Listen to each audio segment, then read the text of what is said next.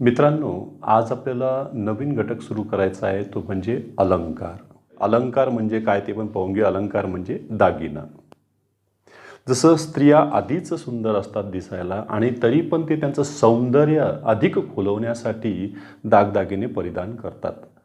त्याचप्रमाणे कवी किंवा लेखक हे सुद्धा काय करतात की अलंकाराने भाषेचे सौंदर्य अधिक खुलवण्याचा प्रयत्न करतात. एक उदाहरण देतो. त्याच्यामध्ये बघा की आई बाळास म्हणते की सर्वजण झोपलेत, तूही झोप बाळा. असं जर गद्यात बोललं असतं तर ते बाळ कदाचित झोपणार नाही. मग त्यासाठी आई काय करते, अंगाई गीत गाते. मग सर्वजण कोण झोपलेत, मग त्याचे ती थोडेसे छोटे छोटे उदाहरणं त्याच्यामध्ये त्या गीतामध्ये देत असते. एक अंगाई गीत आहे बघा. गाय झोपली गोठ्यात, घरट्यात चिवताई. गाय झोपली गोठ्यात, घरट्यात चिवताई. परसात बेलीवर मोगराग जाई जुई. मिठे पापण्या डोळ्यांच्या ओ, मिठे पापण्या डोळ्यांच्या गाते तुला मी अंगाई. आज माझ्या पाडसाला झोप का ग येत नाही. निंबोडीच्या झाडा मागे चंद्र झोपला ग बाई. कधी कधी माझी मिसेस माझ्या मुलाला झोपवण्याचं काम माझ्याकडे देत होती आणि सापेक्ष लहान होता, एक 2, 2.5, 3 वर्षाचा. आणि त्याला असं पोटावर घेऊन झोपायचं किंवा असं बाजूला घेऊन झोपायचं. आणि तेव्हा मिठे पापण्या डोळ्यांच्या गाते तुला मी अंगाई. ओ ओ त्याच्यामध्ये आहे की ते म्हणायचं, लगेच तोच म्हणायचं, ओ अरे मी तुला झोपायसाठी गातोय रे बाबा, तू कशाला ओ ओ मध्ये करतो. आणि त्याच्यात त्याला झोपत झोपतच मलाच काय म्हणता कधी कधी डोळा लागून जायचा. आणि त्याच्यात पुन्हा तो म्हणायचं पप्पा पप्पा पप्पा पप्पा म्हणून तो परत उठवून द्यायचा. त्याला झोपायसाठी गाणं असायचं आणि मी झोपून जायचो. हा मोठा प्रश्न असायचा. तसंच बघा, काही जण गद्यामध्ये बोलताना एखाद्याचं वाक्यामध्ये सौंदर्य व्यक्त करतात की तू खूप सुंदर आहेस, तू खूप सुंदर आहेस. असं म्हणायच्या ऐवजी जर त्यानं अलंकाराचा उपयोग करून जर बोललं असतं तर बघा, छिप गया बदली में जाके चांद भी शर्मा गया. आपको देखा तो फूलों को पसीना आ गया. अरे माही रे.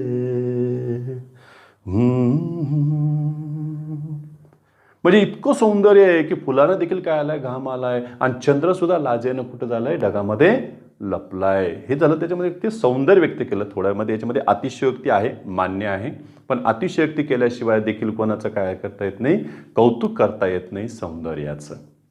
जसं बघा, तुझे चालणे मोहक आहे, हे जर गद्यात बोललं आणि त्याच्यापेक्षा चांदणे शिंपीत जाशी चालता तू चंचले, हेच इंग्लिशमध्ये सुद्धा आलं बघा. Where she walks there is light. जिथे जिथे ती पाय ठेवते तिथे तिथं काय होतं, असं चमचम चमचम चमचम होतं. आढळे काय ती एखादी. नाही रे बाबा, तिच्यासाठी काय केलेलं, व्यक्त केलेलं आहे. तसं बघा, बाळाला निजवताना आई म्हणायचे असते. आईला काय म्हणायचं असते बाळाला, की बाळा डोळे मिटून घे आणि झोप. पण असं न म्हणता जर ते पद्यातून बोलले ते बघा बरं, ते काव्यातून गेलेले अलंकार उपयोग केला किंवा पापणीच्या पंखात झोपू दे डोळ्यांची पाखरे. ह्याच्यामध्ये अलंकार वापरला बघा. पापणीच्या पंखात झोपू दे डोळ्यांची पाखरे. हे 2 डोळ्यांना त्यांनी पाखरं म्हटलेलं आहे आणि पापणीला पंख म्हटलेलं आहे.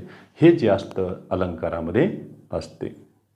तसेच आपल्या जीवनामध्ये सुखापेक्षा दुःखाचे क्षण जास्त असतात. म्हणजे दुःखच आपल्या आयुष्यामध्ये काय असतं, जास्त असतं. हे व्यक्त करताना सुद्धा अलंकारित भाषेतून देखील कवी व्यक्त करतो बघा. एक धागा सुखाचा, एक धागा सुखाचा, 100 धागे दुःखाचे.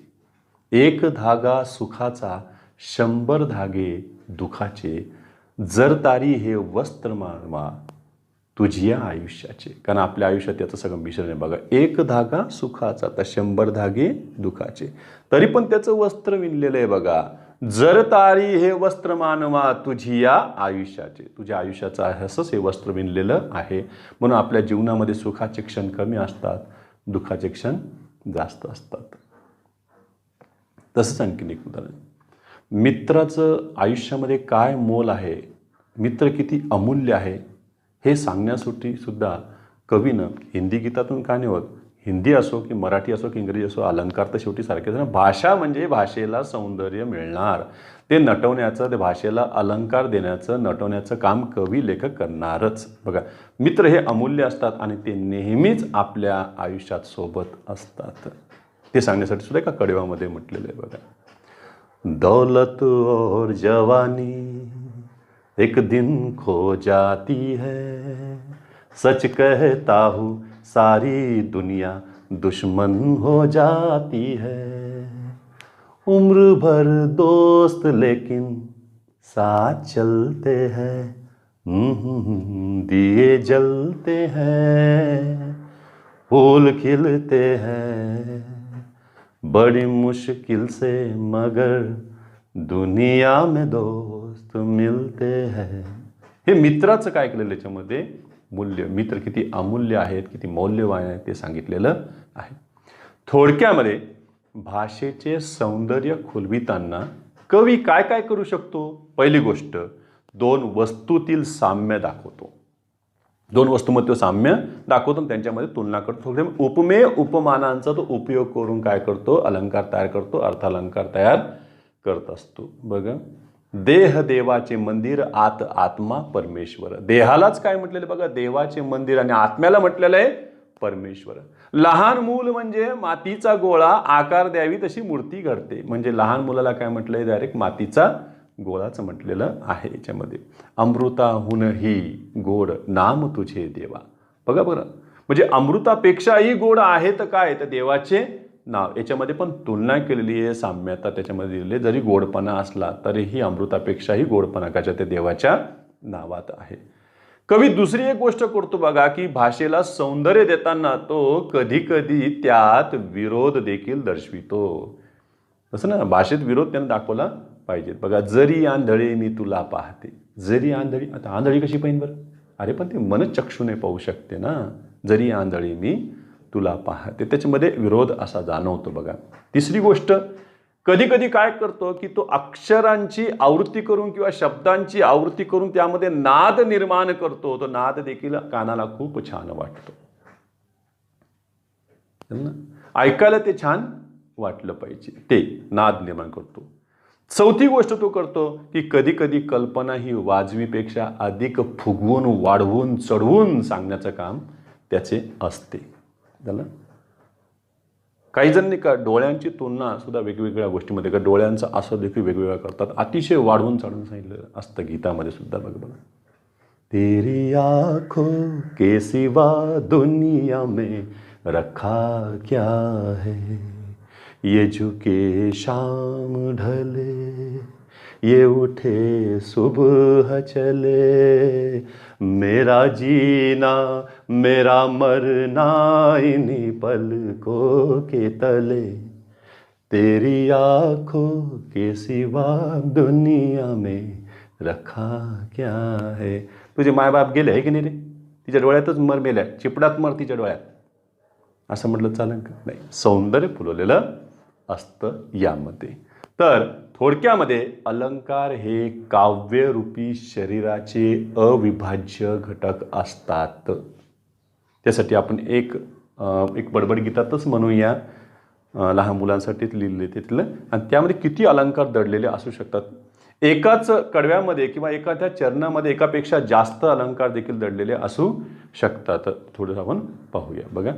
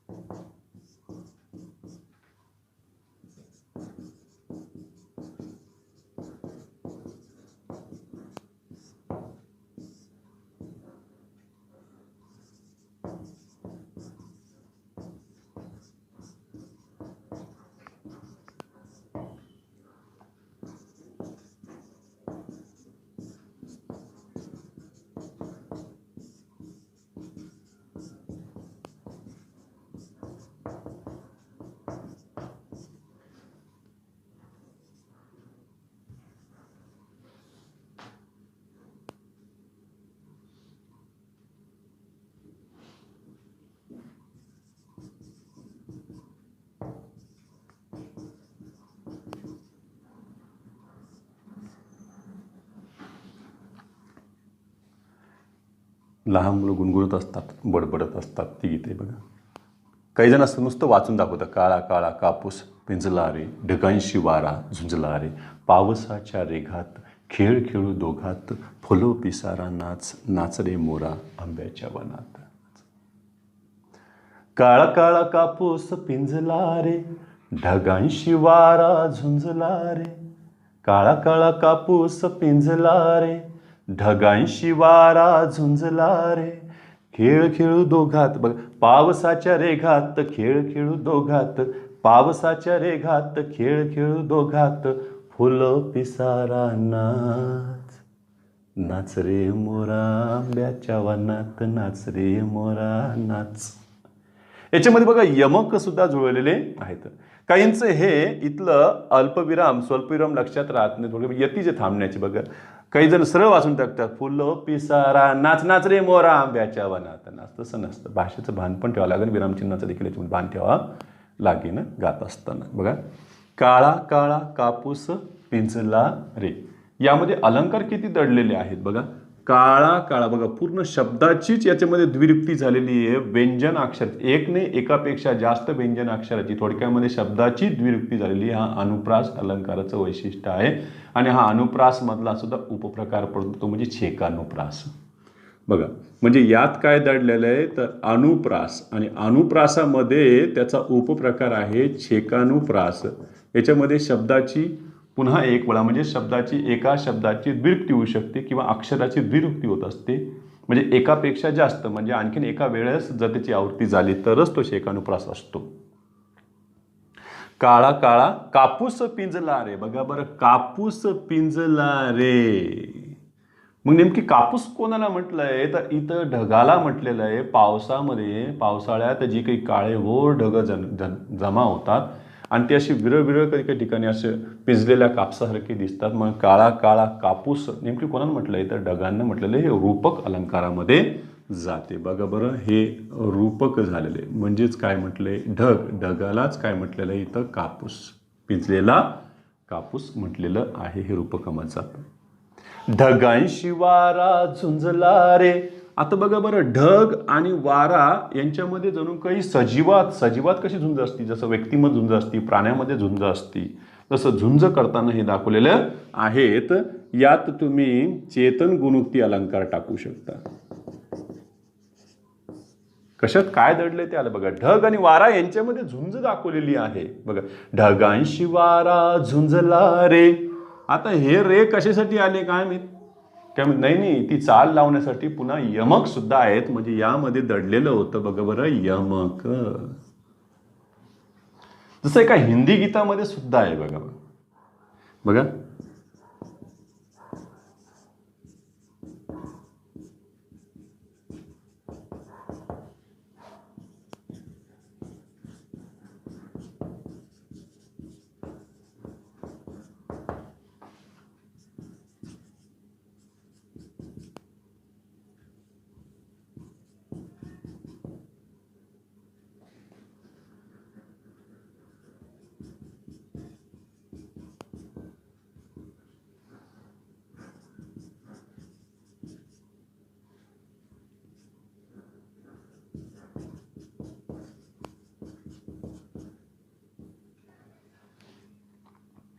आता यामध्ये बघा तुम्ही वाचलं तर याच्यामध्ये सीताराचं अनेक वचने बघा बरं. सीताराचं अनेक वचन त्यांनी केलेले सीतारे, हे अर्थपूर्ण आहे पण याला यमक जुळण्यासाठी बरंच बाकीच्यांना रे लावलेलं आहे बघा बरं.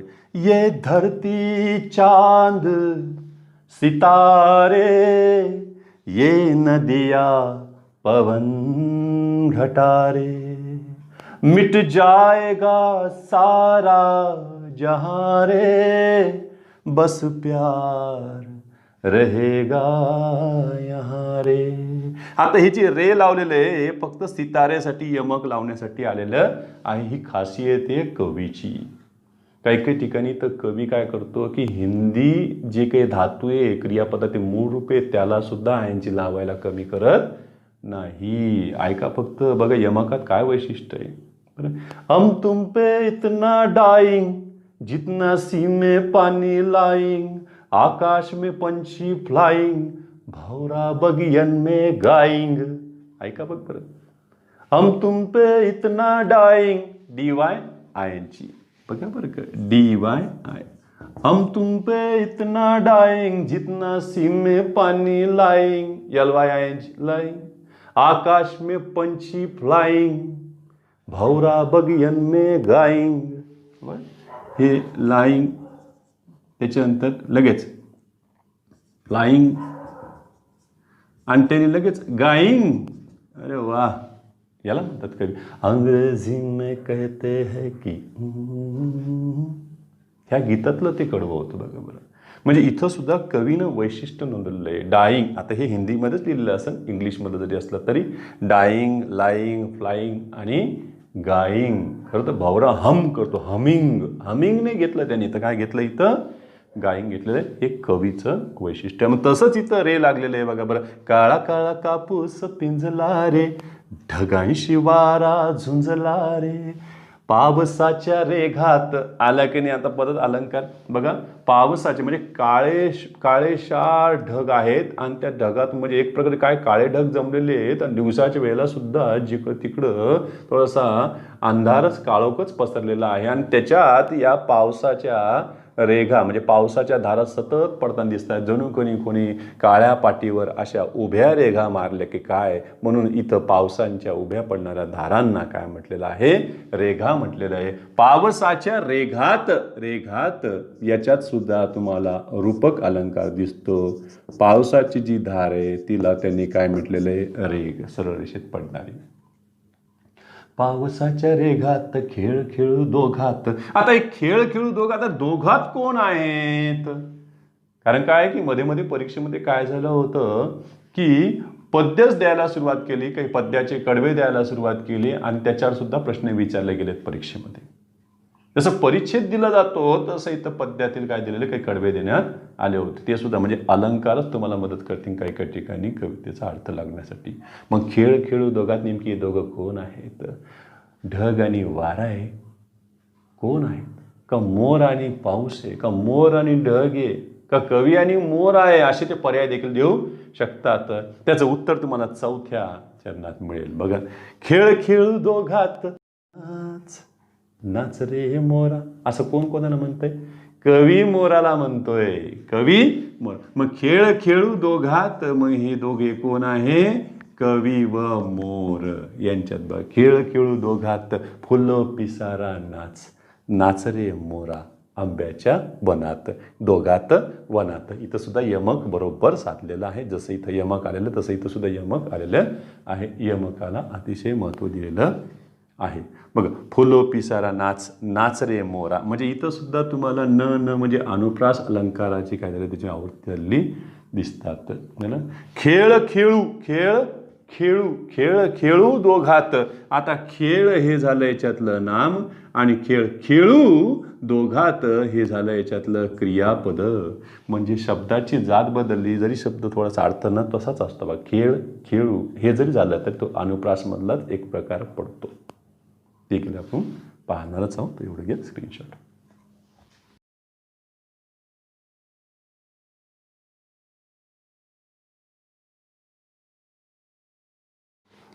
भाषेचे अलंकारामध्ये अलंकाराचं विभाजन आपल्याला दोन भागात करता येईल. ते म्हणजे एक शब्दालंकार आणि दुसरं म्हणजे अर्थालंकार.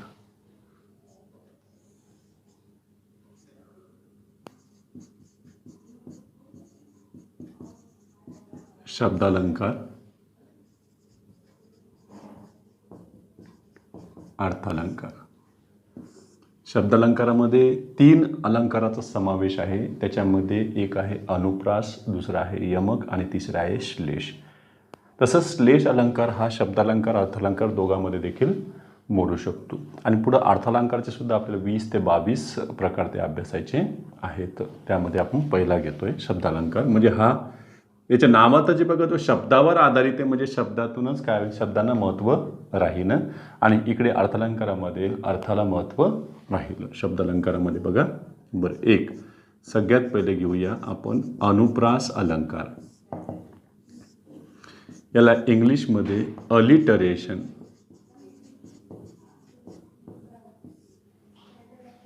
डबल एल लक्षात ठेवायचं. टरेशन. त्याच्यामध्ये बघा कवितेच्या चरणात एक किंवा अनेक व्यंजनाक्षरांची किंवा शब्दाची आवृत्ती होऊन नाद माधुर्य निर्माण होते, त्याला काय म्हणायचं? अनुप्रास अलंकार. बघा कवितेच्या चरणात म्हणजे ओळीत, चरणात एक किंवा अनेक व्यंजनाक्षरांची किंवा शब्दाची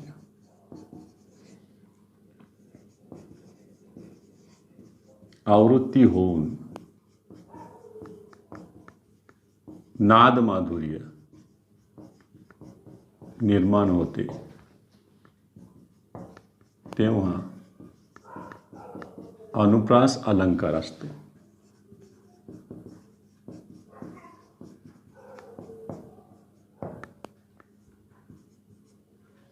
यामध्ये अनुप्रासामध्ये बघा आपण उदाहरण पाहूया.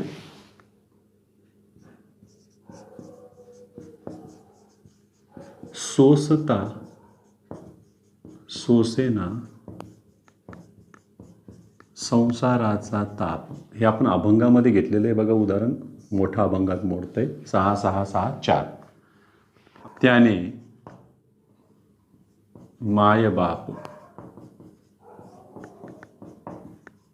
होऊ नये, हे मोठ्या अभंगाचं उदाहरण देखील आहे. यामध्ये 6 6 6 4 असं अक्षरांची संख्या याच्यामध्ये असते.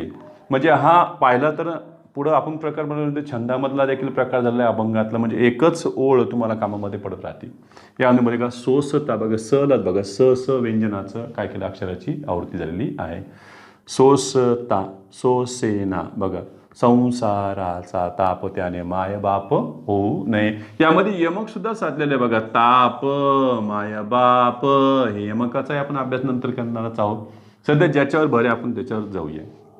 झालं बघा. पोटापुरता पसा पाहिजे नको पिकाया पोळी. पोटापुरता पसा पाहिजे नको, पसा म्हणजे पैसा, पोटापुरता पसा पाहिजे नको पिकाया पोळी. हे देखील उदाहरण त्याच्यामध्ये घेता येईल. थोडंसं ऐकण्यामध्ये बघा नाद कानासाठी असतो, बरोबर. गाताना तर कानाला छान वाटला पाहिजे. बघा पेटविले पाषाण पठारावरती शिवबांनी, गळ्यामध्ये गरिबांच्या गाजे संतांची वाणी. म्हणजे याच्यामध्ये बघा पहिल्या ओळीमध्ये पहिल्या चरणात बघा पेटविले पाषाण पठारावरती प प प ची त्याच्यामध्ये काय झालेली आवृत्ती झालेली आहे. गळ्यामध्ये गरिबांच्या गाजे बघा गळ्यामध्ये गरिबांच्या गाजे ग ग ग संतांची वाणी. आणि त्याच्यामध्ये शिवबांनी आणि वाणी यांच्यामध्ये देखील काय आलेलं आहे यमक साधलं गेलेलं आहे. सुंदर हरणी हिरव्या कुरणी, सुंदर हरणी हिरव्या कुरणी बघा हरिणी हिरव्या हरिणी हिरव्या कुरणी निज बाळासह बागडती, निज बाळासह बागडती ब ब त्याच्यामध्ये काय आलं आहे. तसं हिंदीमध्ये का चंदू के चाची ने चांदनी रात को चांदनी चौक में चांदी के चम्मच से चटणी चटाई.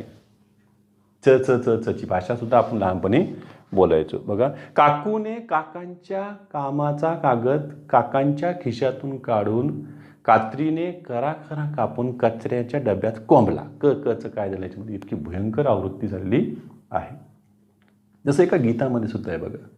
आई ऐसी रात है जो बहुत खुश नसीब है, चाहे जिसे दूर से दुनिया वो मेरे करीब है.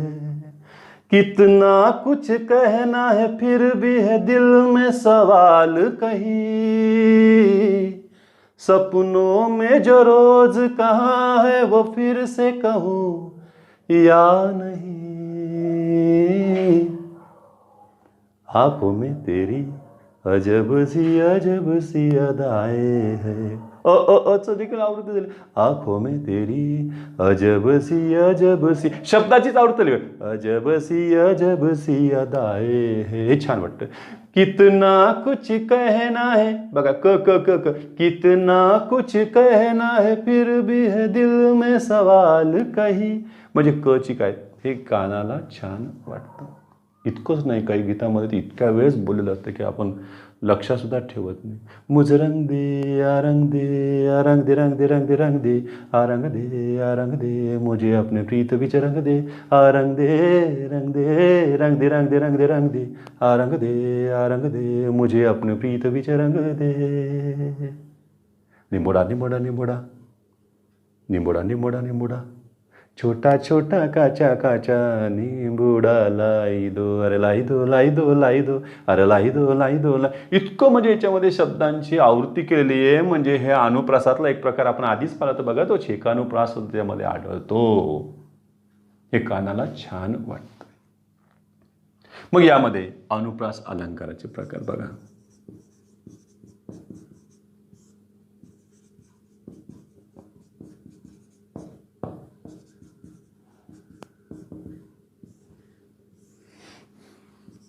त्यातला पहिला आहे छेकानुप्रास. अरे छेक म्हणजे कोण? तर छेक म्हणजे चतुर. चतुर व्यक्तीने का एकदाच बोलून आवृत्ती करा एकदा बोलण्याची, पुन्हा पुन्हा करणार नाही. बघा, यात व्यंजनाक्षराची किंवा शब्दाची एक वेळा पुन्हा एक वेळा आवृत्ती होते. बघा, यात व्यंजनाक्षराची किंवा पूर्ण शब्दाची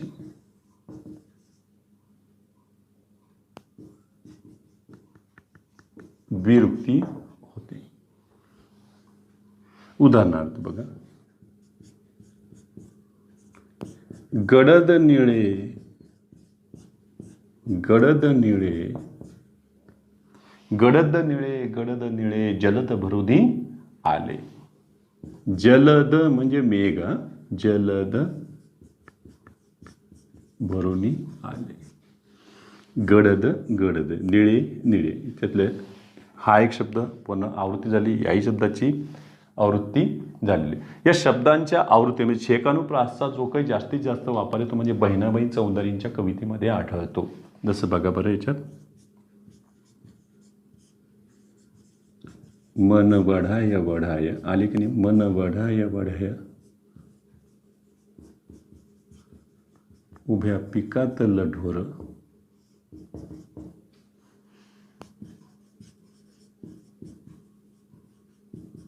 किती हाकला हाकला आले. याच्यामध्ये बघा, किती हाकला हाकला फिरी येत पिकावर. यमक आहेतच. पुन्हा बघा, मन वडाय वडाय पूर्ण कवितेच बघा, त्याच्यामध्ये छेकानुप्रासचा अनुभव तुम्हाला मिळेल. दुसरा जो प्रकार आहे तो म्हणजे वृत्त्यनुप्रास.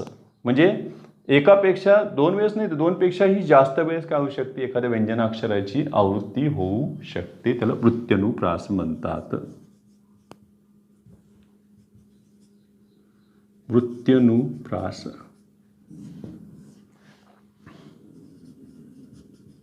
चरणात एखाद्या अक्षराची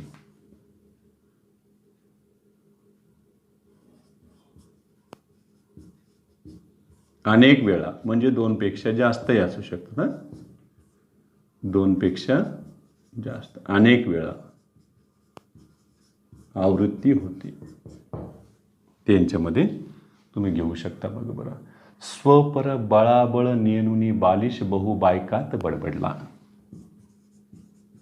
स्वपर बळाबळ नेनुनी, स्वपर बळाबळ नेनुनी बालिश बहु,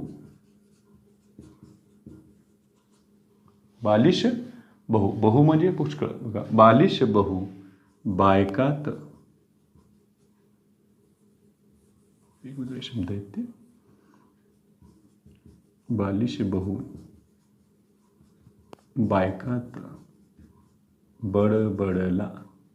यामध्ये बघा बरं, ब या अक्षराची आवृत्ती किती वेळेस झालेली बघा बरं. आणि वाचून बघा पुन्हा तुम्हाला लगेच का ब ब ब ऐकून बघा. स्वपर बळाबळा नेनुनी बालिश बहु बायकात बडबडला. स्वपर बळाबळा नेनुनी बालिश बहु बायकात बडबडला, बायकात बडबडला, बायकात बडबडला, बबड ब ब ब ब. त्याच्यामध्ये इतकी आवृत्ती होत राहते. हे झालं याच्यामध्ये वृत्त्यनुप्रास. बघा, त्याच्यानंतरचं देखील आपण पाहूया. एवढं घ्या स्क्रीनशॉट.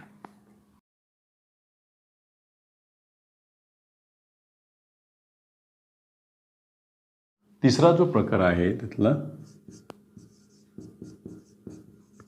लाटानुप्रास. लाटेसारखं एकामागं एक येतील बघा. यामध्ये एखादा शब्द त्याच अर्थाने फक्त भिन्न जातीतून बघा. एखादा शब्द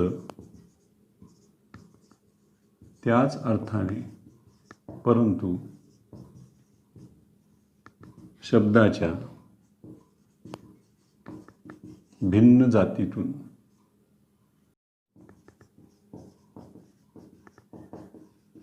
वापरला जातो. म्हणजे शब्दाची जात इथं मात्र बदललेली असते, लागोपाठच तो त्याच्यामध्ये वापरलेला असतो. बघा उदाहरणार्थ मध्ये शुक्राचा रुंद्र जणू. शुक्राचा रुंद्र जसा सात्यकीचा, जसा सात्यकीचा धर्म होय, जसा सात्यकीचा धर्म होय कैवारी.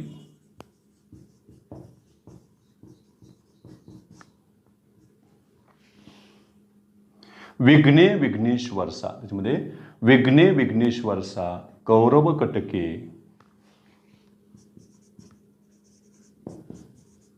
विघ्ने विघ्नेश्वरसा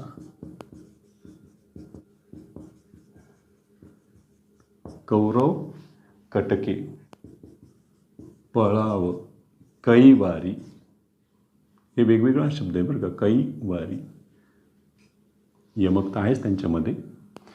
यामध्ये लाटानुप्रासमध्ये बघा शब्द कोणती आवृत्तीले विघ्ने विघ्नेश्वरसा. बघा विघ्ने विघ्नेश्वरसा. आता इथलं जर पाहिलं तर विघ्ने हे झालं नाम आणि विघ्नेश्वरसा मधलं हे झालं याच्यातलं विशेषण. त्या शब्दातलं काय झालं विशेषण. म्हणजे शब्दाची जात इथं काय झालेली आहे बदललेली आहे. जरी शब्दाची याच्यामध्ये आवृत्ती झालेली असेल पण तो एकाच अर्थ जरी असला तरी भिन्न जातीमध्ये येतो. बघा एका क्षण प्रभावे. दुसरं एक उदाहरण याच्यात. एका क्षण प्रभावे. बनली अन्यान्न.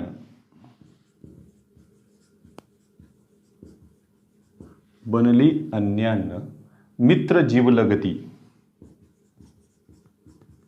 मित्र जीवलगती. भेटाया भेट न. बघा लगबगती भेटाया भेट न घेता. लगबगती भेटाया भेट न घेता मनात तगमगती. भेटाया म्हटलं तर हे झालं याच्यातलं क्रियापद आणि भेट न घेता मधलं हे झालं याच्यातलं नाम. ही शब्दाची जात इथं काय झालेली आहे बदललेली आहेत. जसं आताच आपण एक उदाहरण घेतलं होतं त्याच्यासुद्धा लाटानुप्रास अलंकार आढळतो शब्दाची जात जरी भिन्न असली तरी. बघा काळा काळा कापूस पिंजला रे ढगांशी वारा झुंजला रे पावसाच्या रेघात खेळ खेळू दोघात खेळ खेळू दोघात खेळ खेळू दोघात. खेळ नाम आहे आणि खेळू क्रियापद आहे. जसं अंकुश चित्रपटामध्ये एक प्रार्थना दाखवलेली आहे सायंकाळची प्रार्थना. त्याच्यामध्ये सुद्धा हे तुम्हाला लाटानुप्रास आढळेल ना. बघा इतनी शक्ति हमें दे न दाता मन का विश्वास कमजोर होना हम चले नेक रास्ते पे हमसे भूल कर भी कोई भूल होना भूल कर भी कोई भूल होना. भूल कर भूल न होना. चुकीने सुद्धा चूक होता कामा नये. भूल कर हे झालं याच्यातलं क्रिया विशेषण आणि भूल न होना भूल हे झालं याच्यातलं नाम. अशा प्रकारे इथं शब्दाची जात वेगळी असू शकते जरी शब्दाची आवृत्ती झाली तरीही. आणि बाकीच्या याच्यामध्ये आपण जर पाहिलं छेकानुप्रासमध्ये तर शब्दाची आवृत्ती झाली तरी शब्दाची जात मात्र वेगळी नसती. दोघांमधला फरक लक्षात ठेवायचा आहे. आणि वृत्त्यनुप्रासमध्ये काय तर अक्षराचीच आवृत्ती बऱ्याच वेळा होत असते. ठीक आहे तर एवढं घ्या स्क्रीनशॉट करून.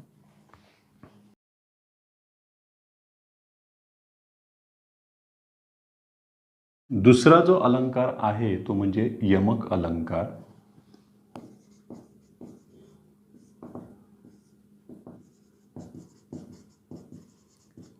कवितेच्या चरणात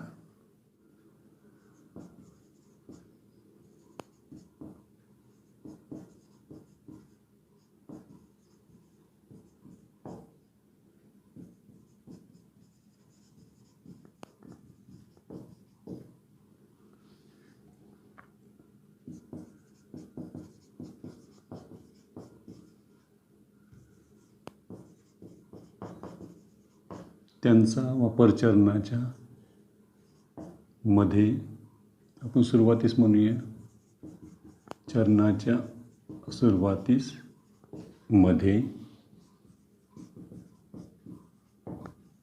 किंवा अंती केला जातो.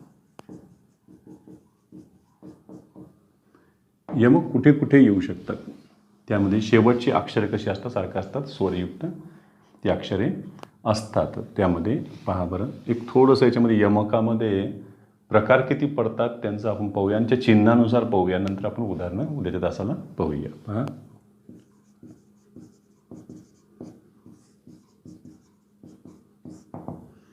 यमकाचे प्रकार 6 आहेत. त्यातलं जे पहिलं येईल त्याला आद्य यमक म्हटलेलं आहे.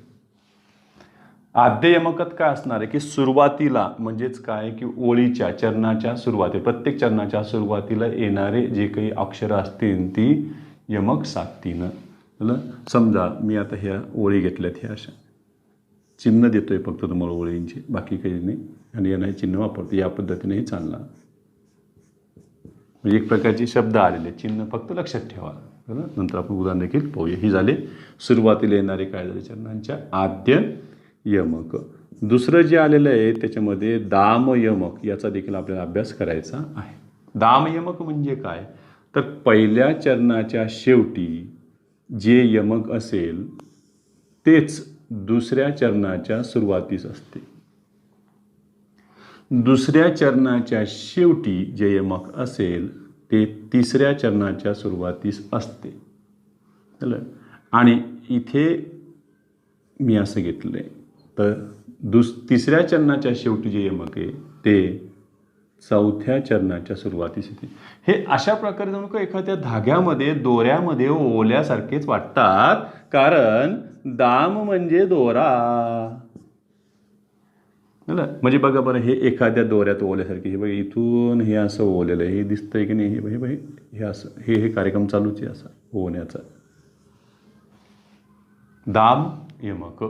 म्हणून श्रीकृष्णाला दामोदर म्हणायचे, लक्षात ठेवायचं. दाम अधिक उदर, म्हणजे असं बाळ उदरी जन्माला आलं होतं की इतकं चपळ होतं की ते एका ठिकाणी थांबतच नव्हतं. त्याच्या पायाला शेवटी दोरी बांधून ठेवावी लागायची. त्या काळी फेविकॉल नव्हता ना, नाही तर त्याला फेविकॉलच्या डब्यावरच बसून दिलं असतं आपण, है ना, कुठे गेलंच नसतं. मग ह्याच्यामध्ये दामोदर, हे बघा दामोदर, अधिक उ आले की त्याच्यामध्ये, ओ झाले, त्याच्यामध्ये संधी देखील आहे, दामोदर, दाम यमक. त्याच्यानंतर तिसरं जे काही येणार आहे त्याच्यामध्ये ते म्हणजे अंत्य यमक.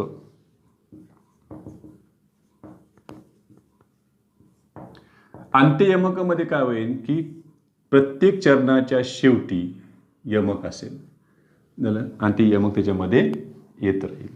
समजा आता जसं आद्य होतं तसंच अंत्य हे आम्ही घेतलं याच्यामध्ये, चरणाच्या शेवटी राहील याच्यामध्ये अंत्य यमकामध्ये. त्याच्यानंतर चौथं जे येईल ते म्हणजे